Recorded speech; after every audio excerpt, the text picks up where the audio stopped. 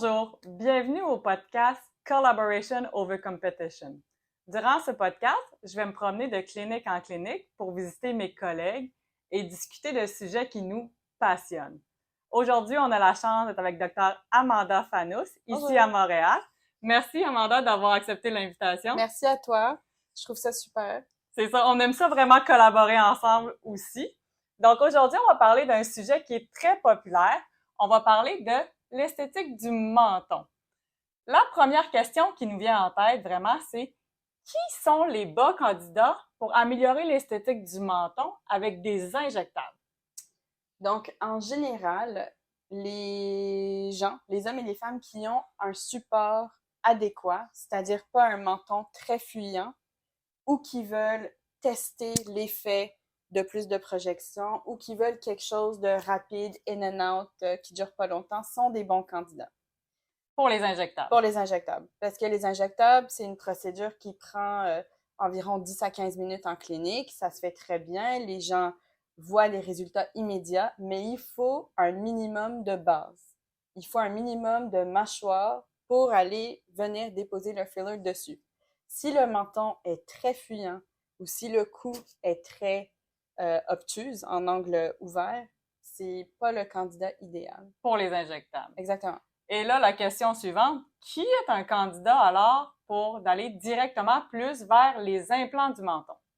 En général, les gens qui ont plus un menton fuyant ou qui veulent un résultat permanent sont des meilleurs candidats pour les implants du menton.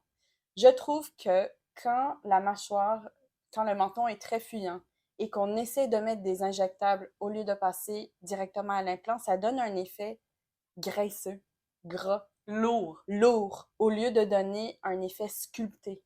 Parce que l'injectrice va essayer de combler un déficit énorme avec un produit qui finalement est mou et qui va donner un effet lourd, pas sculpté, pas délicat. Tandis que les implants du menton sont, en fait, j'ai quelques exemples à vous montrer.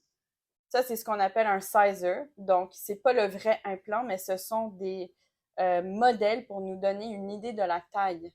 Donc là, on voit qu'il y a plein de tailles différentes qu'on peut utiliser. Exactement. Ça se met juste ici.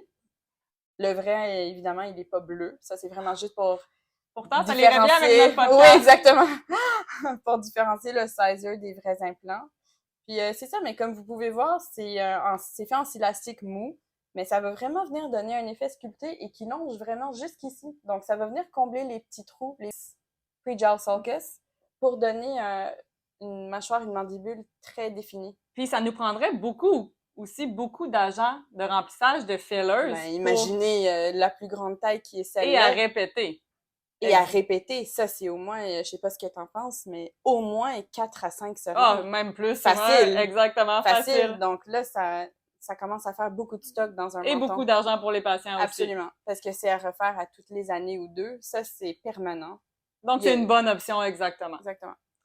Maintenant, autre question que j'entends souvent, surtout quand je donne les cours chez les injecteurs, surtout aussi des non-chirurgicales.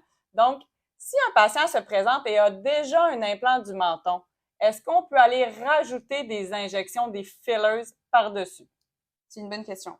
Ma règle générale est non. Si c'est moi qui ai mis l'implant du menton, la seule exception que je fais, c'est la région ici. Le creux entre la lèvre et le menton. Là, si la patiente veut que le creux soit comblé, ça peut se faire. Mais Parce que tu vas le savoir où, personnellement, exactement. T'as disséqué, la pochette est faite pour mettre l'implant. Exactement. Le risque, c'est que si un injecteur qui ne s'y connaît pas insère une aiguille dans mon implant, le risque d'infection augmente. Puis un implant infecté, c'est fini. Il faut l'enlever, il faut gérer l'infection, les tissus deviennent cicatriciels. C'est vraiment quelque chose qu'on aime éviter. Oui, tout à fait. Aussi, ce qui est vraiment important, puis je veux savoir ton opinion, qu'est-ce que tu penses de regarder vraiment le patient? On parle de profiloplastie, donc de balancer nez, lèvres et menton. J'adore ça, parce qu'on ne peut pas examiner un menton seul. Le menton fait partie d'un visage qui a ses traits uniques. Et en effet, le profil vient jouer parce que ce qu'on recherche, c'est un profil rond. C'est comme un cercle. On veut pas un profil triangulaire. Donc, il faut jouer avec la projection du nez, la distance du visage, le galbe du front pour que le tout soit harmonieux. Et en général, quand on parle du menton, on veut qu'une ligne verticale de la lame inférieure, on veut que le menton soit 1 à 2 mm derrière. Donc, c'est toujours vraiment important d'adresser notre patient vraiment de profil aussi. Bien sûr. Et non seulement juste de face. Puis, je pense aussi dans les photos avant, après aussi qu'on met soit sur les médias sociaux ou même qu'on montre aux patients.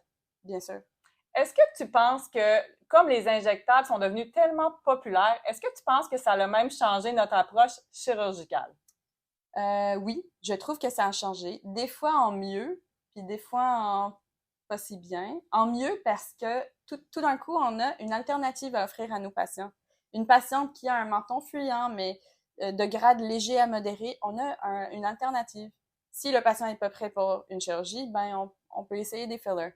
Par contre, il y a des instances où les fillers nous nuisent en tant que chirurgien. Puis l'exemple classique qui me vient, c'est le facelift profond. Le lift du visage, exactement. Ça, là, le Sculptra qui est injecté dans un visage, ça crée des adhérences énormes. Et nous, quand on vient essayer de disséquer le plan, de séparer... C'est tout collé. Tout collé. Puis on met le nerf facial à risque. Exactement. Fait que je pense que c'est les deux en tant que chirurgienne. Nous, je pense qu'on a quand même une assez facilité à reconnaître les limites des injectables et quand il faut penser à aller plus vers la chirurgie. Oui, c'est sûr. Et la dernière question, peut-être plus philosophique, si tu pouvais rester à un certain âge pour le reste de ta vie, à quel âge resterais-tu et pourquoi? Ça serait 30 ans pour moi. C'est pas vraiment l'âge, c'est plus ce que je faisais à ce moment-là. À ce moment-là, j'étais fellow. J'avais fini ma résidence, puis là, je faisais ma formation en plastique faciale. Je vivais à Paris. Oh! C'était wow! C'était la belle vie. J'avais pas d'obligation. J'étais là que pour apprendre, puis ouais. 30 ans à Paris. 30 ans aussi. Forever! Et on avait quelques rides de moins. Ouais, c'est ça. C'est parfait. Ben, merci, Dr. Amanda Fanous, de participer au podcast. Et on va se retrouver sur un prochain sujet, toujours plus intéressant les uns après les autres. Merci. Merci.